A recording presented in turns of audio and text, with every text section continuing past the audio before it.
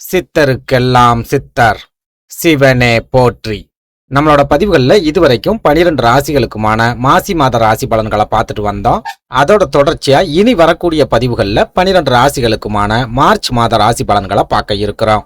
அந்த வகையில நம்மளோட இந்த பதிவுல ரிஷப ராசி அல்லது ரிஷப லக்னத்துல பிறந்தவங்களுக்கு இந்த மாசி மாதத்தோட கிரக அமைப்புகள் என்ன மாதிரியான பலாபலன்களை கொடுக்கும் அப்படிங்கறத பத்தியும், இந்த மாசி மாதத்துல ரிஷபராசி அன்பர்கள் என்னென்ன விஷயங்களை செய்யலாம், என்னென்ன விஷயங்களை செய்யவே கூடாது அப்படிங்கறத பத்தியும், இந்த மார்ச் மாசத்துல ரிஷபராசிக்காரங்களோட வாழ்க்கையில ஏதாவது திருப்பு முனைகள் ஏற்படுமா, பண வரவு உங்களுக்கு எந்த மாதிரி இருக்கும் அப்படிங்கறத பத்தியும் இந்த பதிவுல கொஞ்சம் சுருக்கமா பார்க்க போறோம். அதனால ரிஷபராசி அன்பர்கள், நான் எப்பவும் சொல்ற மாதிரி இந்த வீடியோவை கொஞ்சம் கூட ஸ்கிப் பண்ணாம கடைசி வரைக்கும் முழுமையா பாருங்க.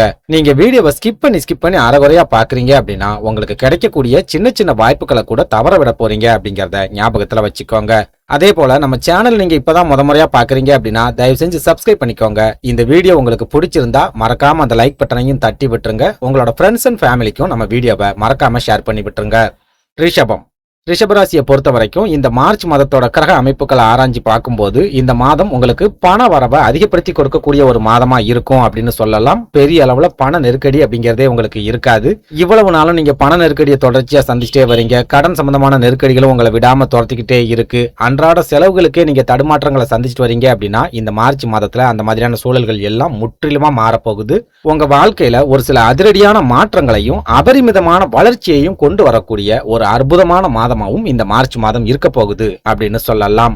எதனால இவ்வளவு ஸ்ட்ராங்கா சொல்றேன் அப்படின்னா, இந்த மார்ச் மாதத்துல உங்க ராசியோட அதிபதியான சுக்கிர பகவான் உங்களோட லாபஸ்தானம் அப்படின்னு சொல்லக்கூடிய மீன ராசியில ராகு பகவானோட இணைஞ்சு உட்கார்ந்திருப்பார். அதாவது இவ்வளவு நாளும் உங்களோட லாபஸ்தானத்துல ராகு பகவான் மட்டும் தனியா உட்கார்ந்துகிட்டு உங்களுக்கு கிடைக்கக்கூடிய லாபங்கள் எல்லாத்தையும் தடுத்துக்கிட்டே இருந்தார். தொடர்ந்து உங்களுக்கு நஷ்டங்களை மட்டும்தான் ஏற்படுத்திக்கிட்டே இருந்தார். தொழிலா இருந்தாலும் சரி, உத்தியோகமா இருந்தாலும் சரி, அல்லது வியாபாரமா இருந்தாலும் சரி, பெரிய அளவுல பண நெருக்கடியை ராகு பகவான் உங்களுக்கு கொடுத்துக்கிட்டே இருந்திருப்பார். ஒரு சில ரிஷபராசி அன்பர்களுக்கு தொடர்ச்சியான பண நெருக்கடியையும் கடன் மேல கடன் வாங்க வேண்டிய ஒரு சூழலையும் கூட லாபஸ்தானத்துல இருக்கிற ராகு பகவான் கடந்த காலங்களில் ஏற்படுத்திக்கிட்டே இருந்திருப்பார். ஆனா இந்த மார்ச் மாதத்துல லாபஸ்தானத்துல இருக்கக்கூடிய ராகு பகவானோட சுக்கிர பகவான் இணையக்கூடிய இந்த கிரக அமைப்பு பண வரவை ஏற்படுத்தக்கூடிய ஒரு சூப்பரான அமைப்பு அப்படின்னு சொல்லலாம். அதுலயும் முக்கியமா உங்களோட ஜென்ம ராசியில குருவும் லாபஸ்தானத்துல சுக்கிரனும் இருக்காங்க அப்படிங்கறதால சுக்கிரன் குரு பரிவர்த்தனை யோகமும் இந்த மார்ச் மாசத்துல உங்களுக்கு சூப்பரா கிடைக்க போகுது.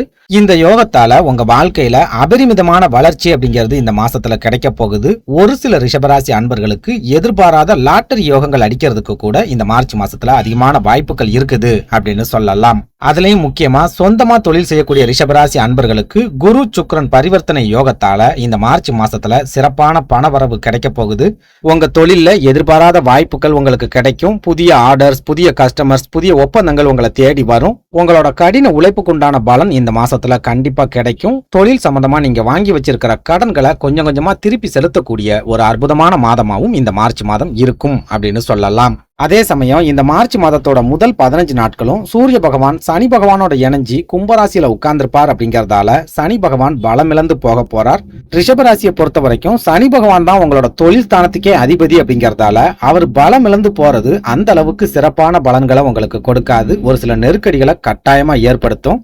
முக்கியமா உங்களோட தொழில நீங்க நெருக்கமானவங்க மூலமாவே ஒரு சில ஏமாற்றங்களை சந்திக்கிறதுக்கும் நம்பிக்கை துரோகங்களை சந்திக்கிறதுக்கும் கூட இந்த மார்ச் மாசத்துல அதிகமான வாய்ப்புகள் இருக்குது அப்படின்னு சொல்லலாம். இதனால சொந்த தொழில் செய்யக்கூடிய ரிஷபராசி அன்பர்கள் செய்யற தொழில ரொம்ப கவனமாவும் எச்சரிக்கையாவும் இருங்க. யாரையுமே 100% முழுமையா நம்பாதீங்க. உங்ககிட்ட 10 வருஷமா 20 வருஷமா வேலை பார்க்கறாங்க அப்படின்னாலும் அவங்களையும் ஒரு சந்தேக கண்ணோடையே பாருங்க. முழுமையா நம்பி எந்த விதமான பொறுப்புகளையும் ஒப்படைக்காதீங்க. முக்கியமா உங்களோட சொந்த பந்தமா இருந்தாலும் சரி, உங்க மனைவியோட சொந்த பந்தமா இருந்தாலும் சரி, அப்படி இல்லைன்னா நெருங்கின நண்பர்களாகவே இருந்தாலும் சரி, உங்களோட தொழில மத்தவங்க தலையிடுறத எந்த சூழல்லையும் அனுமதிக்காதீங்க.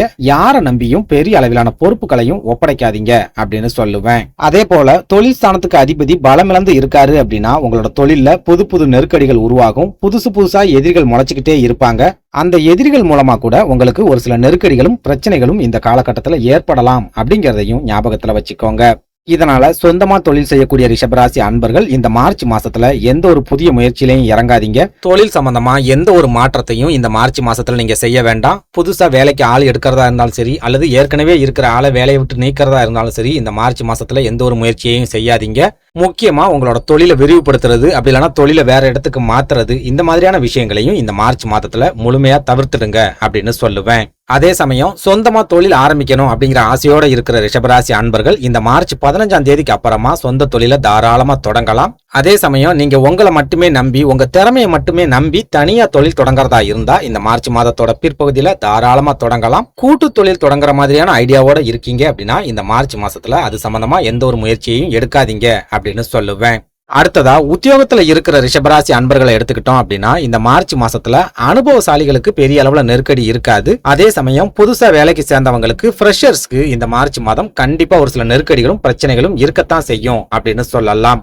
அதாவது நீங்க ஏற்கனவே 8 வருஷம் அல்லது 10 வருஷமா ஒரே இடத்துல வேலை பார்த்துக்கிட்டு இருக்கீங்க அப்படின்னா உங்களுக்கு வரக்கூடிய நெருக்கடிகளை சமாளிக்கக்கூடிய அளவுக்கு நீங்க ரொம்பவே அனுபவசாலிகளா இருப்பீங்க. உங்களோட அனுபவத்தாலேயே வரக்கூடிய நெருக்கடிகளையும் ரொம்ப சுலபமா கடந்து வெளியே வந்துருவீங்க. அதே சமயம் புதுசா வேலைக்கு சேர்ந்தவங்க வேலைக்கு சேர்ந்து 1 வருஷம் தான் ஆச்சு 2 வருஷம் தான் ஆச்சு அப்படின்னு சொல்றவங்க வரக்கூடிய நெருக்கடிகளை சமாளிக்க முடியாம நிறைய மன அழுத்தத்தை இந்த மார்ச் மாசத்துல கண்டிப்பா சந்திப்பீங்க. அதுலயும் முக்கியமா உங்களோட தொழில் ஸ்தானத்துக்கு அதிபதியான சனி பகவான் பலம் இழந்து இருக்கிற இந்த காலகட்டத்துல உங்க கூட இருக்கிறவங்களே உங்களுக்கு குளிபறிப்பாங்க. அப்படி இல்லைன்னா உங்களோட மேல் அதிகாரிகள் உங்களுக்கு ஒரு சில நெருக்கடிகளையும் பிரச்சனைகளையும் கட்டாயமா ஏற்படுத்துவாங்க அப்படின்னு சொல்லலாம். இதனால புதுசா வேலைக்கு சேர்ந்த ரிஷபராசி அன்பர்கள் வேலை சம்பந்தமான விஷயங்கள்ல ரொம்ப கவனமாவும் எச்சரிக்கையாவும் இருந்துக்கோங்க. நீங்க பாக்குற வேலையில தேவையில்லாத கருத்துக்களையோ தேவையில்லாத பேச்சுக்களையோ பேசாதீங்க. அடுத்தவங்களோட வேலையில எந்த காரணத்தை கொண்டும் மூக்க நுழைக்காதீங்க அப்படின்னு சொல்லுவேன். அதே சமயம் உங்களோட குடும்ப வாழ்க்கையை எடுத்துக்கிட்டோம் அப்படின்னா இந்த மார்ச் மாதம் ரிஷபராசி அன்பர்களுக்கு குடும்ப செலவுகளை ஏற்படுத்தக்கூடிய ஒரு மாதமா இருக்க போகுது.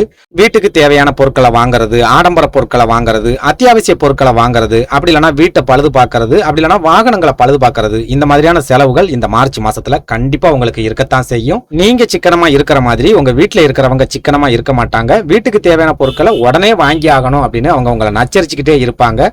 ஒரு சில ரிஷபராசி அன்பர்களுக்கு சுற்றுலாக்கள் போறது மூலமாவோ அல்லது கோயில் குளங்களுக்கு போறது மூலமாவோ தேவையில்லாத செலவுகள் இந்த மார்ச் மாசத்துல கண்டிப்பா இருக்கும் அப்படின்னு சொல்லலாம். இதனால ரிஷபராசி அன்பர்கள் இப்பவே இருந்து உங்களோட செலவுகளை குறைச்சிக்க முயற்சி பண்ணுங்க. உங்க குடும்பத்துல ஏற்படக்கூடிய செலவுகளை உங்களால குறைக்க முடியாது. அதே சமயம் உங்களோட செலவுகளை உங்களால கட்டுப்படுத்திக்க முடியும். முக்கியமா நீங்க சம்பாதிக்கிற பணத்துல ஒரு குறிப்பிட்ட தொகையாவது சேமிக்கிறதுக்கு முயற்சி பண்ணுங்க அப்படின்னு சொல்லுவேன். அடுத்ததா உடல் ஆரோக்கியத்தை எடுத்துக்கிட்டோம் அப்படின்னா இந்த மார்ச் மாதத்துல திடீர் உடல் ஆரோக்கிய பாதிப்புகளையோ அல்லது திடீர் விபத்துகளையோ ஏற்படுத்தக்கூடிய கிரக அமைப்புகள் உங்களுக்கு இல்ல அப்படின்னு சொல்லலாம். அதே சமயம் உடல் உஷ்ணத்தால வரக்கூடிய ஒரு சில சின்ன பாதிப்புகள் உங்களோட உடல் ஆரோக்கியத்துல ஏற்படுறதுக்கு அதிகமான வாய்ப்புகள் இருக்குது அப்படிங்கறதையும் ஞாபகத்துல வச்சுக்கோங்க.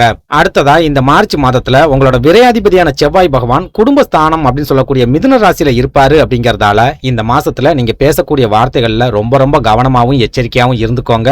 எந்த ஒரு சூழலா இருந்தாலும் சரி, யாருக்கிட்ட பேசுறதா இருந்தாலும் சரி, கடினமான வார்த்தைகளை பேசவே பேசாதீங்க. கேலி கிண்டல்களையும் முடிஞ்ச வரைக்கும் குறைச்சிக்கோங்க அப்படின்னு சொல்லுவேன். இன்னும் ஓப்பனா சொல்லணும் அப்படின்னா இந்த மார்ச் மாசத்துல நீங்க ஏதாவது சண்டை சச்சரவுகள்ல சிக்கிறீங்க அப்படின்னா அதுக்கு நீங்க பேசக்கூடிய வார்த்தைகள் தான் முக்கிய காரணமா இருக்கும். நீங்க பேசக்கூடிய வார்த்தைகளை ஒண்ணு எதிர்த்தால இருக்கிறவங்க தவறா புரிஞ்சுக்குவாங்க, அப்படி இல்லைன்னா முன் கோபத்துல நீங்களே அவசரப்பட்டு வார்த்தைகளை விட்டு அது மூலமா பிரச்சனைகளை இழுத்து வச்சுக்குவீங்க அப்படிங்கறத ஞாபகத்துல வச்சுக்கோங்க. சுருக்கமா சொல்லணும் அப்படின்னா இந்த மார்ச் மாதத்துல உங்க வார்த்தைகளை நீங்க கவனமா பேசி உங்களோட செலவுகளையும் கட்டுப்படுத்திட்டீங்க அப்படின்னா நீங்க ஒரு ராஜ வாழ்க்கையை வாழலாம் அப்படின்னு சொல்லுவேன். நன்றி, வணக்கம்.